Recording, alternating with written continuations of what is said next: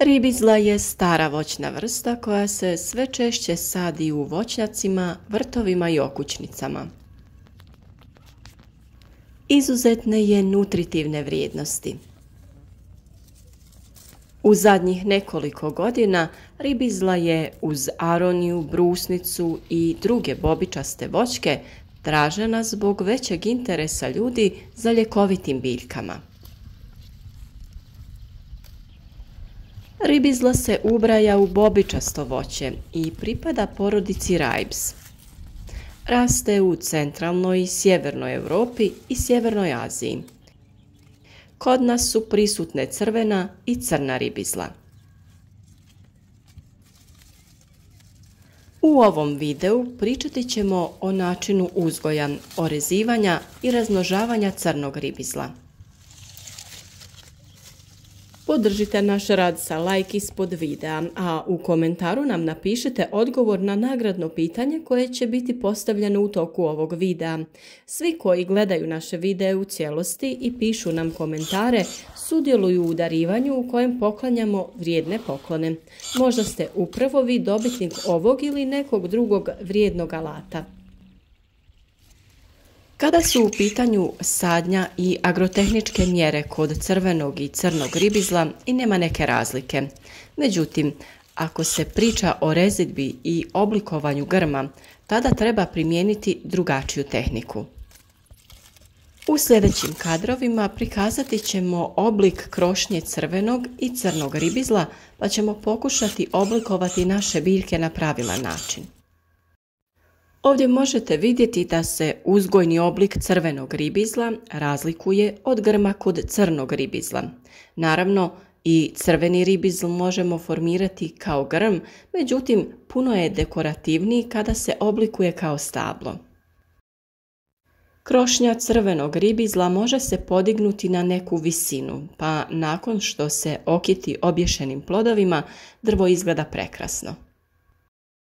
Nešto drugačiji je pristup kod orezivanja crnog ribizla. Njega ćemo sa druge strane orezivati tako da formiramo grm koji će se podmlađivati novim izdancima iz zemlje.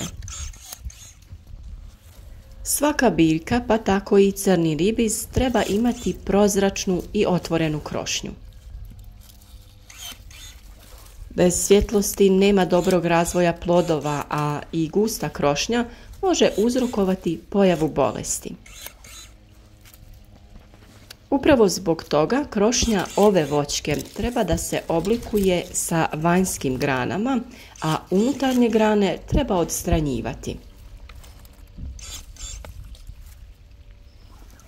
Da bi formirali ovakvu krošnju već u prvoj godini nakon sadnje, treba odrezati sve slabe izdanke, a one jače skratiti na visinu od 5 cm.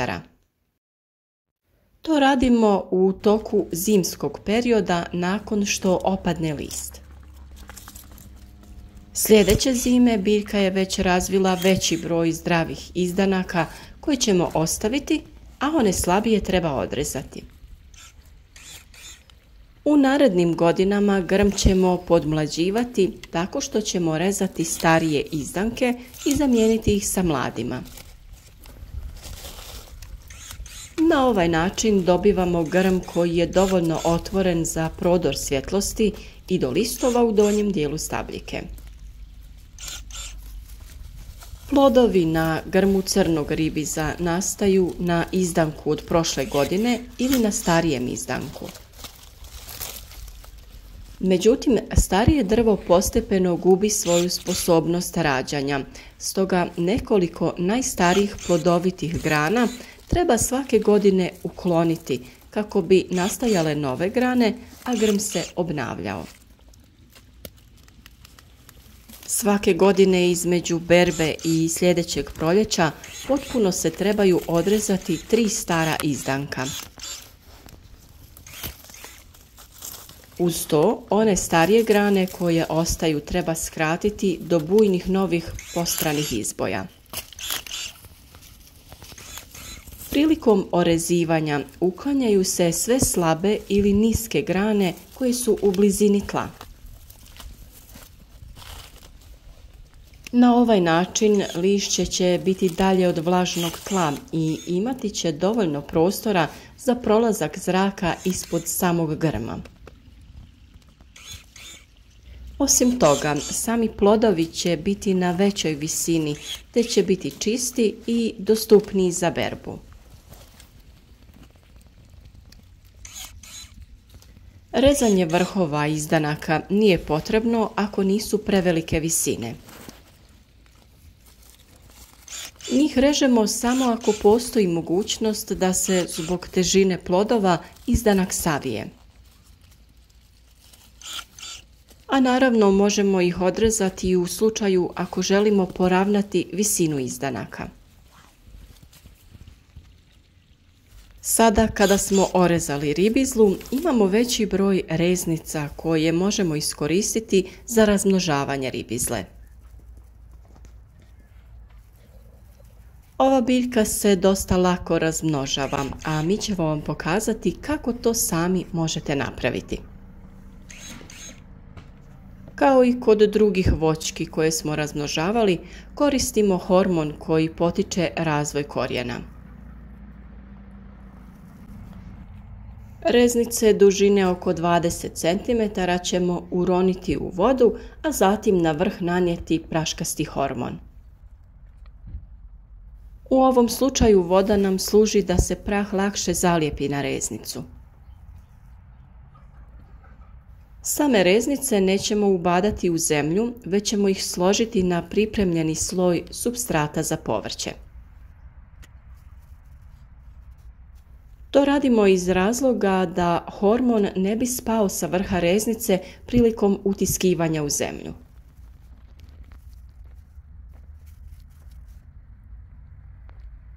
A sada kad smo sve reznice stavili u vaznu sa supstratom, dodati ćemo malo perlita koji će čuvati vlagu u tlu za vrijeme sušnog perioda. Njega treba pomiješati i u supstrat koji ide u donji dio vazne. Perlit služi tome da upije suvišnu vlagu, te u periodu suše da tu istu vlagu vrati nazad u zemlju kako bi ju biljke koristile. Nakon toga dodajemo još supstrata i zatrpavamo naše biljke na oko 5 do 10 cm dubine.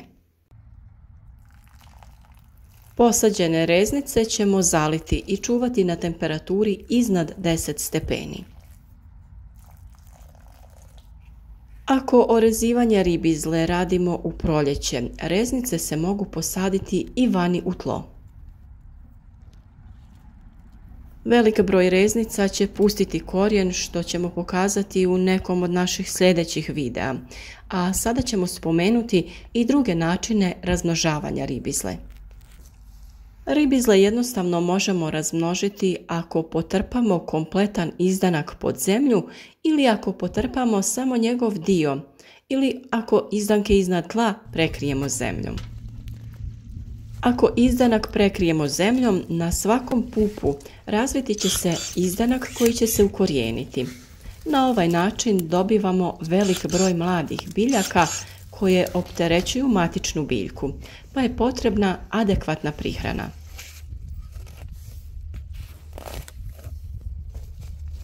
Ako izdanak polegnemo na način da njegov vrh viri iz zemlje, on će se nastaviti razvijati, a u prostoru pod zemljom razviti će se i korijenov sistem.